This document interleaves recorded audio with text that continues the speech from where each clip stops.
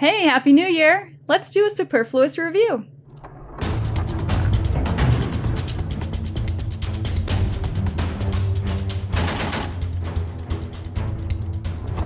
So I know it's been a little while. Things have been a little busy. So happy 2018. So this is the first issue of No Quarter Prime, which is a restart essentially of their magazine series from No Quarter.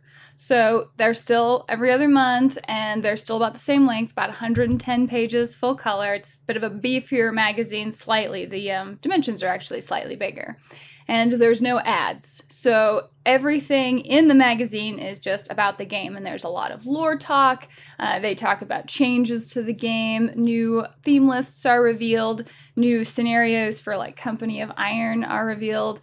And so it ends up being a very robust magazine. And in the first issue of No Quarter Prime, they include this little guy, a miniature of Ellis Garrity. He is a mercenary minion, so he will work for absolutely anybody, and he's a 5-point solo spellcaster. He comes with an ability called Arcane Void, so when a model in his command range is targeted by an enemy spell, that enemy takes D3 damage. He has Puppet Master, and he has Unbinding to remove upkeep spells on enemy models and units within 5 inches.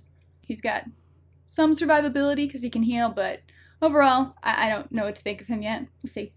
The all-stars for this issue is all about the trenchers. They could have done Khador, but they decided to start with Signar for some reason. I don't know. Whatever. Anyway, Trencher CID is in here. So the first article in the magazine is called The Fire and the Forge, which takes place like the first 21 pages of the magazine talks about the history and escalation of the Laelese War, because for those of you who may not be familiar, Khador had taken Lael, which was an allied city of Signar way back when, and so they are kind of telling the story of the recent history of Western Immoran, so you can dig into the story a little bit if you're just coming into the game, because a lot of these stories are super old and you have to dig back to old magazines or old core rule books and like faction books and stuff to piece it all together. And so they're trying to consolidate it, which is really helpful. So Fire and Forge is going to be a feature in every magazine, at least until they finish telling the story, of what's kind of going on right now or has been going on over the last few years in Western Immoran. So this magazine actually coincided with the release of the board game Company of Iron. In that board game, they introduced 2 new models, Gwen Keller with Signar and Agatha, Queen of Carnage, for the Pharaoh.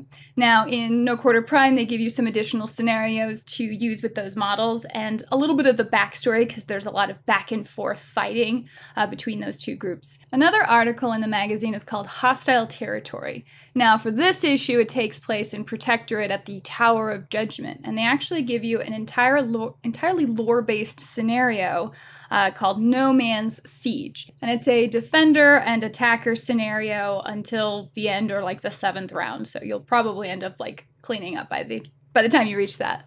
They give you some additional models to work with. One of them is a Manlet, and the Manlet is basically this big shield on spiky wheels that you hide behind as you move up the enemy lines, trying to not get shot to death as you reach your destination. But it gives you instructions also on how to make these things. So if you are bored with doing these scenarios for like Steamroller, or if you just like to kind of feel like you're playing in the world of Western Immoran or in the Iron Kingdoms, then the scenarios are really fun. So I hope they keep pushing more of the hostile territory stuff. Then all the big stuff that everybody's talking about. Trencher, CID, Signar Christmas, what have you. And it's pretty much the entire rest of the magazine. So from page like 41 to 110, Signar. It was a grueling read. They introduced the new Colonel Siege Brisbane, having survived his blows with the Butcher of Cardiff, and unfortunately not having killed the Butcher. And they gave Siege a jetpack. Then they introduced some new models and solos like the Trencher Commando and Anson Hitch, who is apparently a super high 5 in Trencher. Which I found it kind of interesting that Commander Anson Hitch outranks Siege Brisbane. And they also give Signar a dog. They, you know, Khador did it first. Khador does it better, but the Trenchers have a patrol dog. His special abilities include being annoying and noisy. I don't know how well the dog survives at only defense 14, but that's kind of the best defense in the game anymore, like as a standard.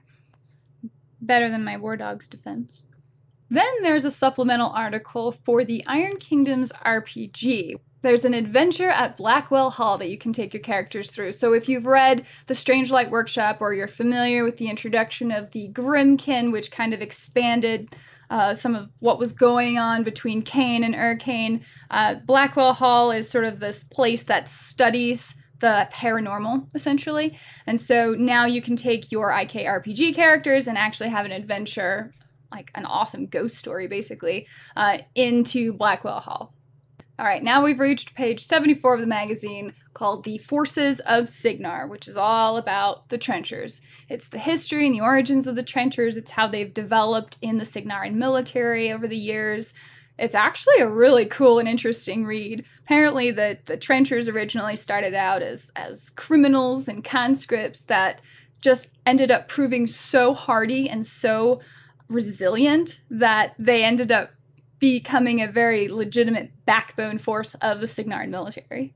This issue also includes the Gravediggers theme force, which is the All Trenchers theme force for Cygnar. It gives some cool background, like, I don't know, just data slate information on characters like Siege Brisbane and Anson Hitch and Maxwell Finn and even Jonas Murdoch, who apparently has a bullet in his head. But the Fire and Forge is kind of a big highlight for me. Just, again, you can catch up on a lot of the history, and it's helpful if you don't have time to read all of the Skull Island Expedition books, because there's oodles of those that give you background history as well.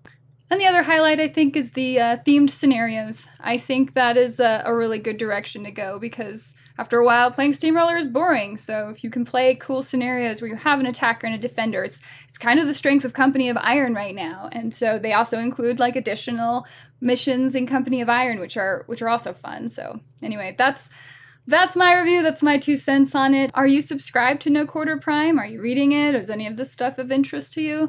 Let me know in the comments, especially if you have read it, because I'd like to know some of your favorite articles. I've already said what mine are, so I'd like to hear more about what you guys think of it.